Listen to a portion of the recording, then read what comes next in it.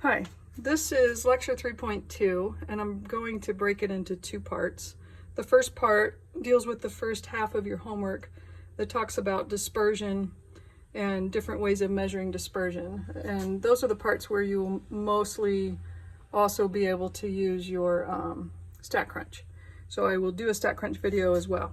And then the second part talks about the empirical rule, and so that'll be in part 2 of the lecture. And that's pretty much the second half of the homework questions. All right, so the concept that we're trying to talk about here is dispersion.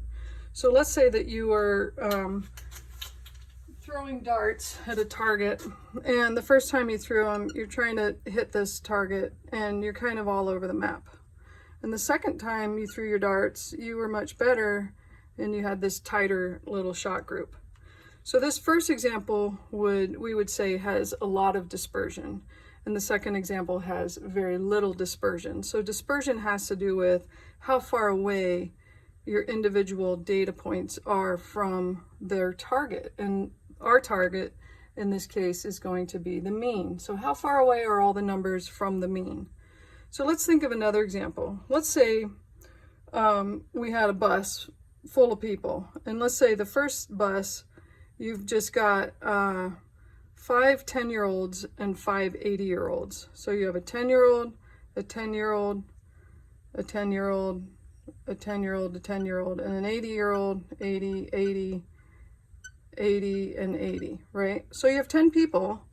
Your mean is going to be the sum of all these divided by 10 people, which should end up giving you about 35 as your mean, right?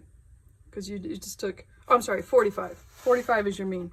So you would say, oh, the average age of the person on the bus is 45. But you're going, but really, the people don't really represent the age 45, right? You have 5 80-year-olds and 5 10-year-olds. No one's anywhere near 45.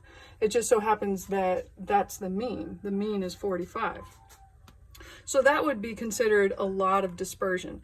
Those people's ages are pretty far away from that mean. Now let's say we had a second bus over here, and it also had 10 people. I should put wheels on my bus, huh?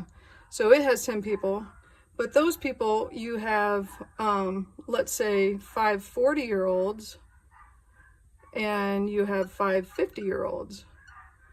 So it turns out that the mean of these 10 people is also 45. So this one's 45 and this one's 45, but I have very little dispersion because the people on the second bus are all very close to the mean. They're very close to the age of 45. Okay, so that's what dispersion is. Now, we're going to measure dispersion in 3 different ways. We're going to talk about the range, the variance, and the standard deviation. So the range is nothing more than taking the biggest number in the group, so let's say 80, and subtracting the smallest number in the group. So 80 minus 10 is 70. So I have a range of 70 for that first bus, right? On this bus, I take 50 minus 40, so I have a range of only 10. So this is another way of talking about dispersion. Well, if my range is 70, this has a lot of dispersion, and here my range is 10, which is small. I have a very small amount of dispersion. All right, so now let's talk about the other 2 ways that we measure dispersion. And remember, dispersion is how far away most of your data points are from the mean. So I'm going to work through this example mathematically, and this example will end up giving me both the variance and the standard deviation. So if you were to do all of these problems by hand, this is the technique you would use. So the first thing I would want to do is get the mean of these 7 numbers. And I should have done this ahead of time, but I didn't. So I'm going to go ahead and figure them out. And if you want to do it with me, you're welcome to. So I'm adding them all up, and then dividing by 7 because I have 7 numbers. Oops. So divided by 7. So my mean is 266. So in this column, I'm going to write the mean next to each number because the mean for all of the numbers is 266. Okay, So the next column wants me to take my original number and subtract my mean. So 282 minus 266 is 16. 270 minus 266 is 4. 260 minus 266 is -6, which is why you had to do Math 980 before you got to this class. 266 minus 266 is 0. 257 minus 266 is -9. 260 is -6, and 267 minus 266 is 1. So what these give me is basically kind of a distance away from the mean, but it accounts for things on the positive side as well as a negative side. But we don't really care about what direction it is, we care about the actual distance. So what we're going to do with each of these numbers is we're going to square them. So this means I took the original number, I subtracted the mean, and now I'm going to take that answer and square it.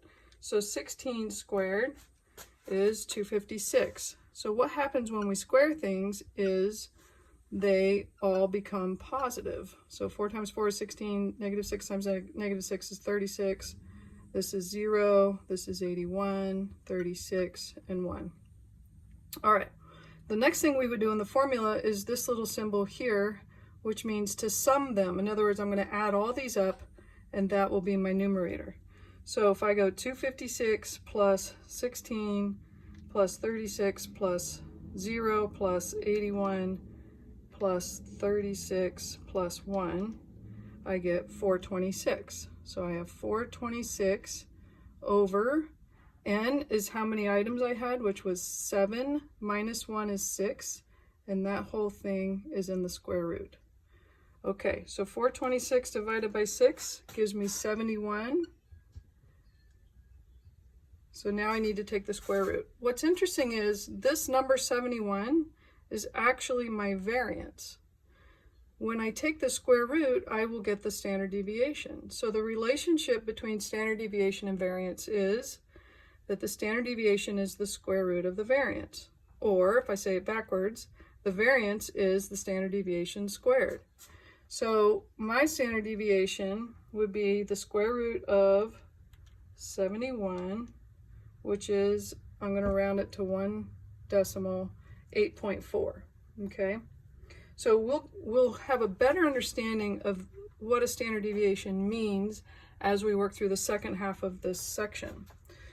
But before I finish, I want to add to this chart that we started, I think it was last section.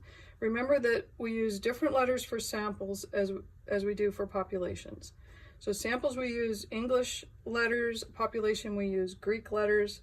The mean for a sample was x bar, the mean for population was mu. So standard deviation for a sample is s, which is why these are all s equals.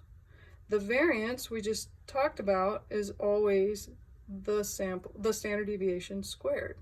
So my standard deviation is 8.4. If I take 8.4 and I square it, I'm going to get my 71, give or take with the rounding. Okay, standard deviation, if you had a population, would use a Greek letter, which is this sigma, and the variance would be the sigma squared. Okay, so these are Greek, these are American or English letters, and the relationship between standard deviation and variance is that the variance is the standard deviation squared. Now, why is this important? When you're using StatCrunch, if you want to find the standard deviation or variance of a population, then you need to use a different prompt in summary stat columns. You need to use what's called the unadjusted standard deviation. And it's because the formula for finding the standard deviation and variance in a population is slightly different. So your number is slightly different than this.